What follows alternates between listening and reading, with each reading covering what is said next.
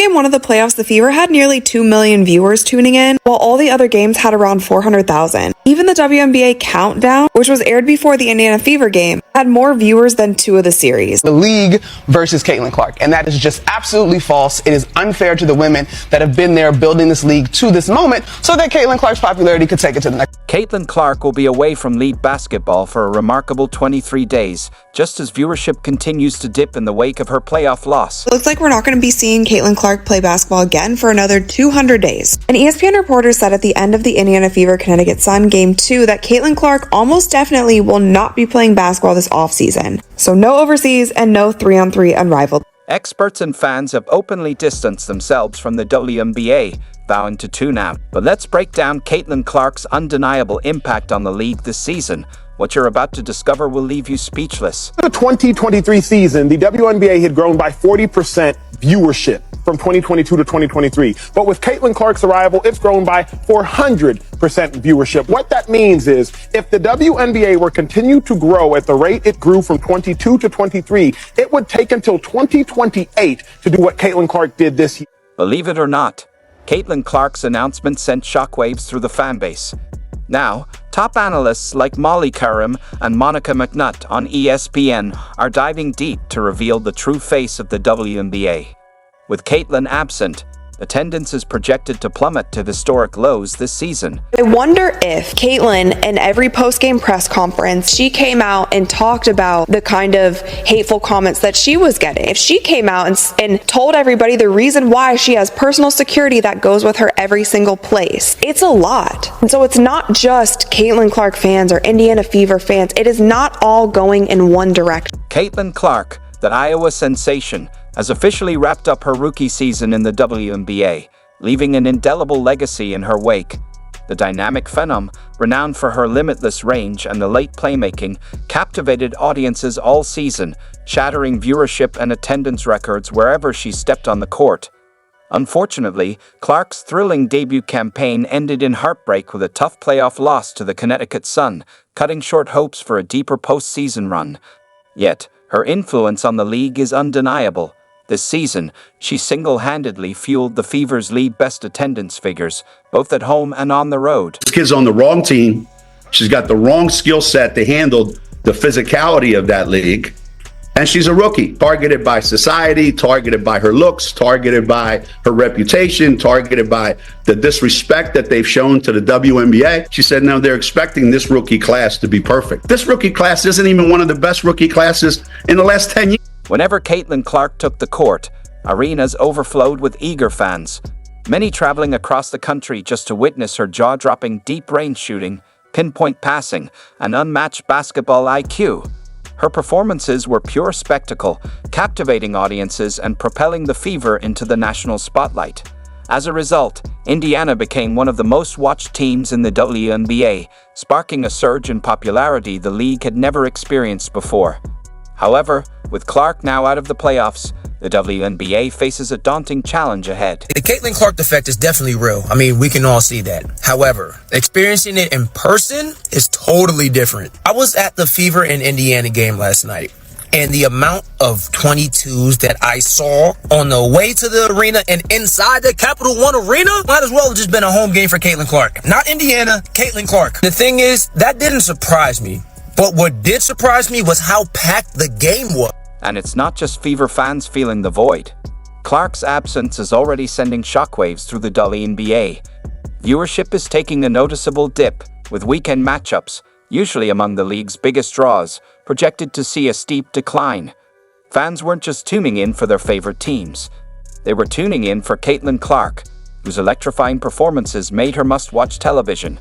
She has transcended the role of a team star. Clark is a generational talent whose influence extends far beyond the Fever. Her absence from the playoffs isn't just a setback for Indiana. It's a major blow to the entire WNBA, as she was the driving force behind the league's unprecedented surge in viewership. Caitlin's departure, do we think that these new WNBA fans are going to stick around for the rest of the playoffs? The Liberty Aces series might be one that draws some numbers. The disparity between 1.8 million and around 400,000 is wild, especially with football season being in full swing. It's rare for a rookie to shake the foundation of a professional league, but Caitlin Clark is anything but ordinary. From the moment she stepped onto a WNBA court, she demanded attention, her electrifying performances instantly placing her in conversations typically reserved for all-time greats. Many have drawn parallels between her impact on the WNBA and the transformative influence of LeBron James and Stephen Curry in the NBA. But Clark's star power transcended her own fan base. She became a league-wide sensation.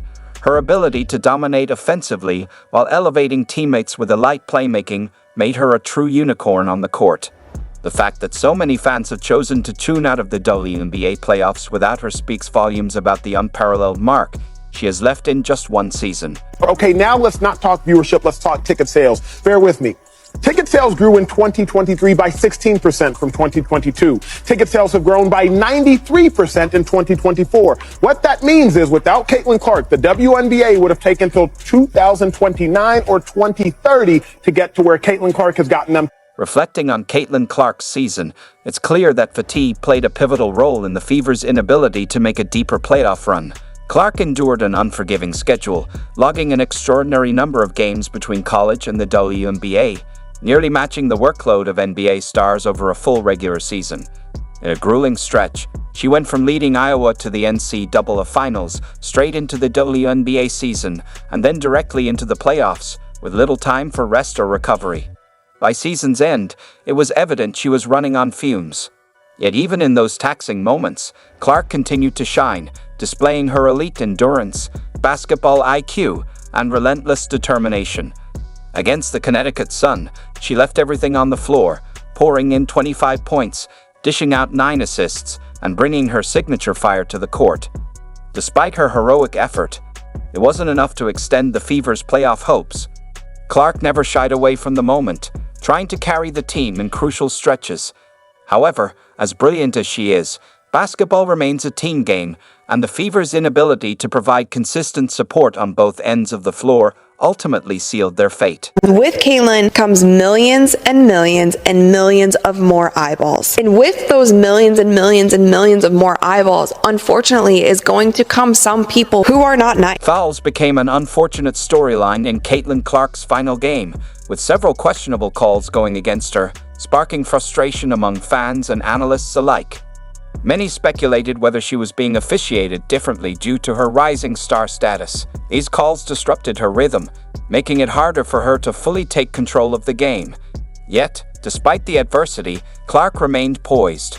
She refused to let setbacks rattle her composure, pushing her team forward with relentless determination and an unshakable will to win.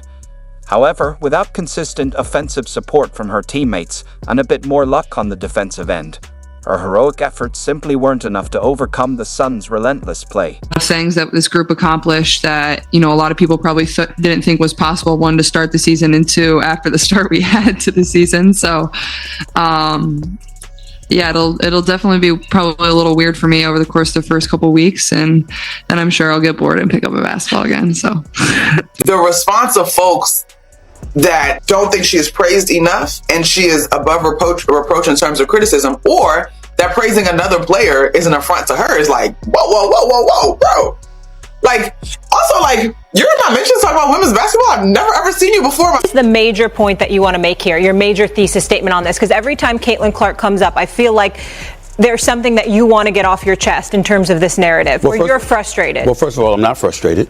Number two, I did get stuff off my chest on numerous occasions. I'm just reiterating my points because I think one of the things that needed to be mentioned was that even though Caitlin Clark is new to this, and even though she has proven to be a potentially sensational player, the resentment that some, not most, not all, that stuff that was going on was real. But they don't want it to grow if it's certain people at the face. And there is still this undertone of jealousy that for some reason I cannot get around calling it anything else but that, because I don't know what else it could be. I thought it was going to get better this season, but it hasn't. There are still people who seemingly, to me, feel like they just don't want Caitlin to be a part of it.